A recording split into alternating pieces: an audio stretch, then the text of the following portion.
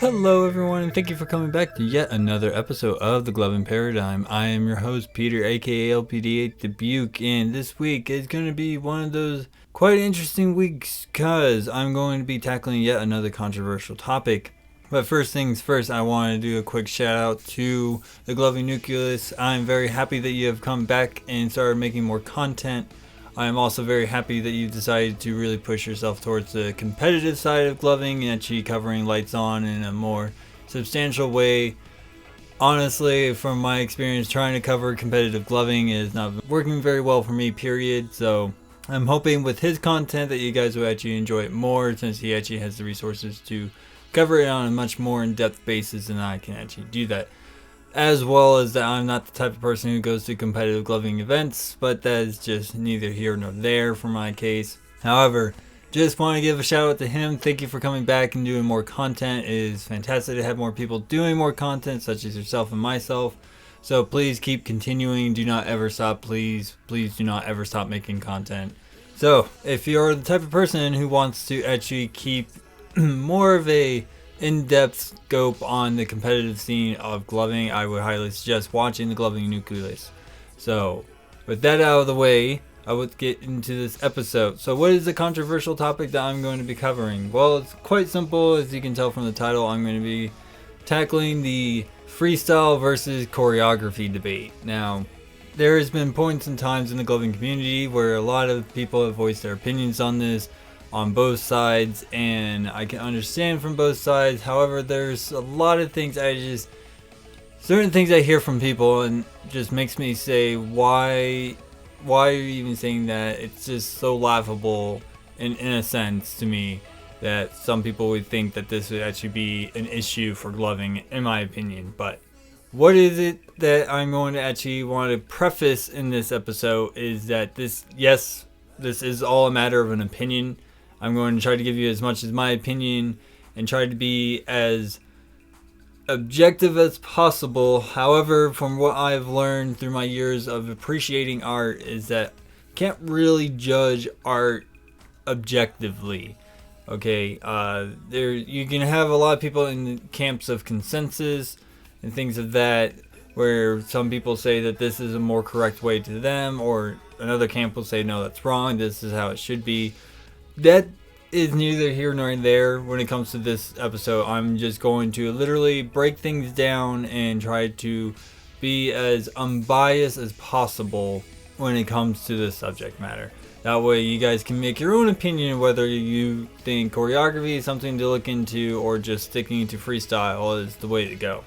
You know, like I always tell all my listeners that I'm kind of like the Oracle when it comes to the Matrix, especially if you remember from the scene in Matrix Reloaded, which she tells Morpheus, basically saying, I've expected what I've always expected for you to make up your own damn mind. Okay, so when it comes to things of this subject matter, you know, to me, I always tell you, just make up your own judgment. If you think what I think or my way of thinking is just not the way you're going to think, that's totally fine. I'm totally happy if you disagree with me, because at least I know that there's people with differing opinions, and with differing opinions have different ways of looking at things.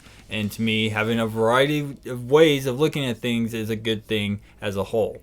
So, as a final note of my preface, please just kind of keep an open mind when it comes to this, okay? So, let's start with the first question that most people probably going to be asking. What is the definition of freestyle when it comes to this case? Well, one interesting thing is that a very common definition for freestyle is a form of competition with few restrictions for the competitors. That's pretty much what most people are going to know it as, okay? Another huge different kind of term that a lot of people look at is a comprehensive term that covers the styles of dance created outside of the dance studios. So that's probably more appropriate, applying that to gloving as a whole, because it is something that, if you think about it, was kind of a dance form that created itself outside of the dance studio. There are plenty of examples in this case. You know, you got hip hop, of course, b-boy, stepping, popping and locking, street jazz, you know, street performance, you know, anything that was performed out in the streets or in clubs, considered more of a freestyle art. Okay, and what most people are going to tell you with freestyle is that you kind of just do things in whatever term they want to use, off the cuff, off the dome, on the spot, being spontaneous, whatever the case may be, of what they would try to define it as. That is what freestyle is. It's pretty much just doing things in an impromptu setting, okay? And there's nothing wrong with that. That's where most flow arts actually come from, is from a freestyle form of expression. And I can certainly tell you from doing gloving as long as I have, freestyle just is a natural fit. As a lot of people in the community will tell you that freestyling is a much more natural fit. I will personally say that yes, it is a more natural fit. However, I just feel it's a more natural fit depending on the setting. Okay, so I'll definitely explain what I'm meaning by that in a few minutes though. But moving on, we're going to talk about what is choreography. Okay, so choreography by definition is a sequence of steps and movements in dance, figure skating, and film. Okay, that's the most common places that you're going to see it. But choreography can pretty much be placed into anything. Anything that you can actually map out, you pretty much are doing choreography. Okay, one of the things I will definitely tell people is tutorials is probably the most basic form of choreography when it comes to gloving, because you're showing somebody a sequence of steps and movements for them to learn, to get an idea of how the concept works. Therefore, that is a choreographed piece, right? I know a lot of people are probably going to say that it doesn't necessarily count, but in my book it does count, because it is a planned out thing that you can repeat over and over and over again to somebody to help them learn it. All right. And there was some article that I was reading about when it came to freestyle dance that I thought was very interesting, where it was talking about how there's no real true sense of having 100% freestyle spontaneity, because the moves that you practice on for hours and hours and hours is technically a choreographed piece. So you're kind of just copulating choreographed combos, as a lot of people would say, in a format of just kind of spontaneity in that sense. But when it comes down to that, where you're actually using pre-practice moves that you're just deploying at the appropriate times, that's what people would say is technically kind of a choreographed thing. Now, I will certainly say that it is, but it isn't at the same time, because you didn't literally plan out all these moves for this piece, okay? You're just kind of going with everything, and you just know what set of combo moves that you have practice on can be deployed at an appropriate time in whatever show you're doing, okay? That's something I definitely thought was very interesting when I was reading it. Take it for what it is. If you think that's just kind of crazy when it comes to gloving, that's totally fine. I just wanted to kind of talk about that as just something that was interesting to read about. And so I kind of wanted to tell you guys about it to hear what you guys have to say. So definitely let me know what you guys think about that. I just wanted to kind of point that out there. I thought that was very interesting. Okay.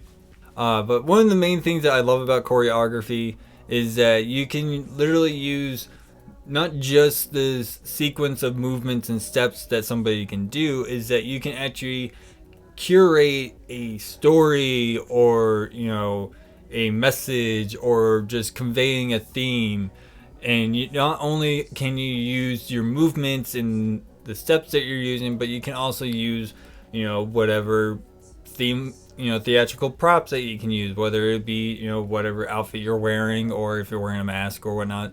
Kind of look back at, my themes and motifs segment that I did. So, but with that kind of in mind, you also have to take into account that you can actually choose the music that you're using. And in my opinion, when it comes to at least choreographed shows, having your piece really accentuate with the music, and the music accentuating the theme that you're going with, or the message, or the story that you're trying to convey. That all has to work together in order to be what I consider a choreographed routine. All right, so that's just some of the things I kind of want to put out there and let you guys know what I've come down with my research, and just different ideas that you guys can actually think about when it comes to these different basic styles, as I probably would say, it's just styles of what gloving can have in itself. All right, so when I asked the question on pretty much the various outlets I've always asked, I had a good amount of responses. Some of them were very interesting, and I do like how people think differently, and the consensus that a lot of people have, that they really prefer the freestyle because it's more just a natural fit, and I agree. That's how gloving was for me, and I'm not saying that choreography shouldn't be used in gloving. I just think that when it comes to choreography is that we just have an untapped resource that somebody hasn't really sat down and or even like conversed with people of like-mindedness when it comes to choreography and actually, establish a form for choreography, if that makes any sense for you guys. Okay, so most people prefer the flow or freestyling, and I'm totally okay with that. One of the major things that I also thought was very interesting is a lot of people are actually shocked that there's a lack of choreography, and I don't really think it's not like, gloving's been around for 10 years, it should be already here at this point. I honestly think when it comes to, gloving's history and being at least 10 years old, we're kind of at that point where it can actually start to become a thing. I don't necessarily think that we should be progressing as super fast as a lot of people think we have. However, I just think some people need to realize that when it comes to an art form evolving, it just takes time. When it comes to freestyle, especially when it comes to rap, one of the things that I found very interesting, that there was an article I was reading about the history of freestyle rap and how the term for freestyle in the beginning wasn't what people think it is today. It's something I would actually recommend you guys actually checking out and reading, because it was a very interesting read. Because at first, freestyle means free of style. So as they would put it, is that it didn't have any real point to it in terms of a subject matter or message or story or whatnot. It was more of an expression, a display of your lyrical prowess. It wasn't until the mid 90s when they actually changed to more of not, being spontaneous, but being more, as they put it, off the script. You kind of just diverge of whatever the script is, and you kind of go off yourself, which, in an odd sense, what people say is being improvising and going off the head. But that's kind of what the history of freestyle rap would kind of be representing. So just an interesting note I kind of wanted to point out as well.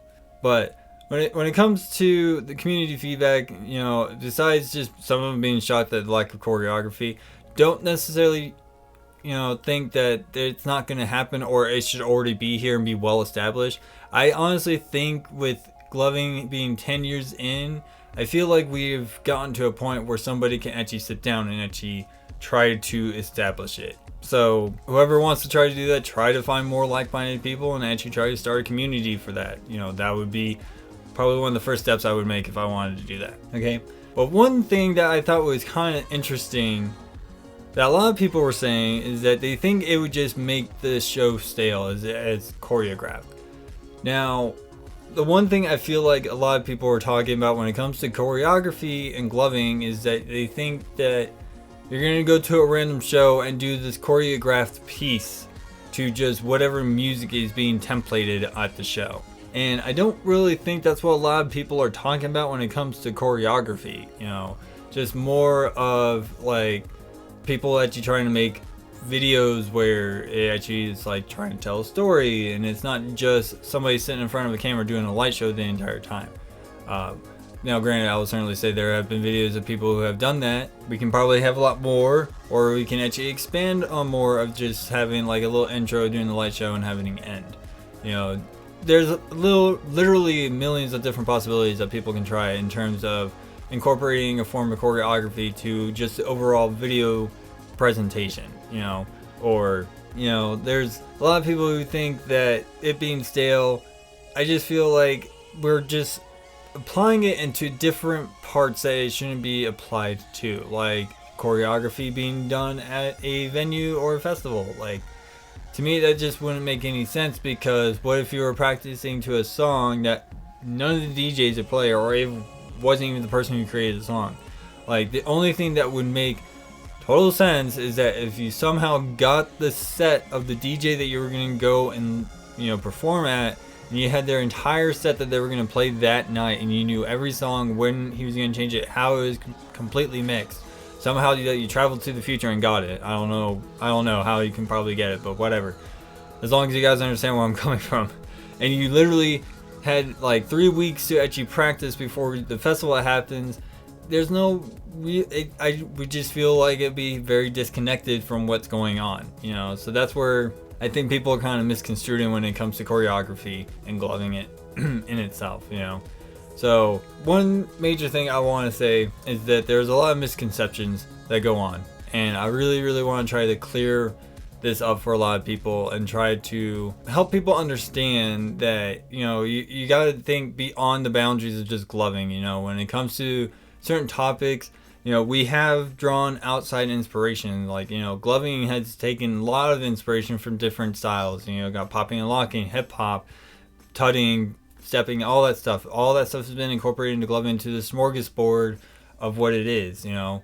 So being able to draw outside inspiration is a good thing to me. So one of the major misconceptions, and I want to just start off with choreography because it always happens a lot with it, is a lot of people will tell you that there's too many steps to memorize and that they can be too complex and whatever, and so on and so forth, which I can totally understand. However, to the people who keep saying that there's just too many steps that you're going to have to memorize, I have to ask you, have you honestly watched any movies such as West Side Story, Chitty Chitty Bang Bang, Mary Poppins, you know, like Rocky Horror Picture Show? These are people who are learning and memorizing thousands upon thousands of steps and moves and positions in a show. So how could people in gloving not be able to get to that point as well? Like, for crying out loud, even if you look at hip hop, stepping, popping, locking, and b-boying and stuff, that was stuff that was started out in the streets, and people are making choreographed routines to them and displaying them on the stage performance. You know, like, please explain to me how people can't in gloving. That's just the one thing. Like, I can understand that we don't have anything put into place to really help with that, but I'm just saying that some people make it sound like that will never be able to happen, and it just kind of boggles my mind that people would say that. So that's one major misconception I want to just explain to people when it comes to choreography, is that they say there's too many steps to memorize. Please go watch a musical, for crying out loud, and explain to me how we can't do that in terms of memorizing a bunch of steps and movements, but these people can. You know, like, if they can do it, we can do it. You know, it's dance, we're a dance form, you know, come on, think about it. Alright. Another misconception that even baffles me more, and I don't understand where people are getting this idea from, but saying that there's no emotion when it comes to choreography. Okay, so I am a huge fan of the show So You Think You Can Dance. I absolutely love watching this show. It's fantastic because you just see a whole different slew of people, and you get to see their different talents and their different skill sets, and seeing them learn different styles and things like that, and going on this journey is fantastic. And plus, I just like dance a lot as it is because it's a beautiful art form. Okay, there is a choreographer on there named Travis Wall.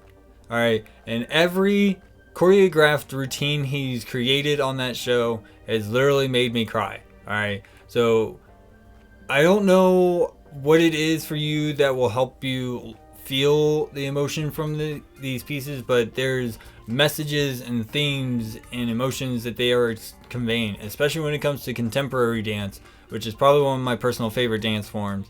It's one of those styles that really evoke emotion as its primary gimmick, you know what I mean? Where it's really wanting you to feel these strong emotions and to be moved. Okay, so please go watch any of Travis Wall's dance routines that he's created. There is one that he actually did to one of my personal favorite songs from Daughter, Medicine, that was absolutely spectacular and a wonderful display that I would highly recommend anyone watching, and tell me that you did not like have a little tear jerk moment, even if it just had a small one. You know, I don't know where people get these ideas about choreography not showing any emotion. Please go watch a contemporary piece and tell me that you didn't see emotion being conveyed. Okay, now there's another third misconception that I hear a lot of people say, and it still kind of makes me confused because I don't get it, I guess. And they usually say it's boring and restrictive. Okay, so I can understand boring if the people who are performing the piece are just not committing to the piece 100%. Yeah, I can see how they can be boring. But being restrictive, I don't necessarily see what you mean by that. Like, if you're saying that you're making the person restricted to only following the moves that you created, well, yeah, that's choreography. You know, the goal is to replicate the dance routine that the choreographer has created. You know, so I don't see where the choreographer is being restricted. He can create literally whatever he wants. He can make whatever moves he wants, and then pretty much as long as the moves that he or she is creating are able to be replicated by the dancers, you know, there's no restriction in my eyes in that case. You know, if you're trying to convey a message, you can literally do whatever you need to do that's going to help you convey the message or the story or the emotion or whatever you're trying to convey in your piece. All right. So I can see where you're coming from if you're saying that the dancer is being restricted by having to follow this strict routine. But to me, that's just choreography. Like, I don't understand where, you know, choreography should allow freestyle to just be there. Like, to me, freestyling should be used to create the choreography that you're able to teach the people so they can actually perform your routine. Okay. Those are some of the major misconceptions I see a lot of people talk about choreography. Now, once again, I feel like this is going to ruffle a bunch of people's feathers. And you know what? I'm okay with that because I want to try to, you know, break these boundaries of saying that no, this is the only way, this is the only way. We got to branch out and explore different options to experiment. That's how we evolve, essentially. So just keep that in mind. All right. So when it comes to freestyle, a lot of people just say that, you know, freestyle, it shows true skill and that's the only way. But no, I definitely will say I'll disagree. Yes, to one degree, yeah, it shows you your true skill when you're put on the spot. But choreography also shows you the skills that you understand the concepts and the moves and are able to put it in a structured format that people can follow. You know, so saying that choreography doesn't show true skill is, to me, kind of insane, you know. Another huge thing that a lot of people just say is that everything's spontaneous. Like I said previously before with that article I was reading online about freestyle dance, saying that it's not 100% pure freestyle dance because you do enact choreographed pieces that you've been practicing on, even if it's just small little chunks. You know, I will certainly say I still have little signature moves and stuff that I still do on every show that I've been doing over and over and over again. So not everything is very spontaneous. All right.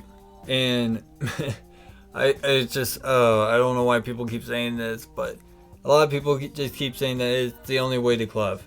Again, a lot of people need to understand that your opinion is that. If you prefer freestyle over choreography, kudos to you. That is for you.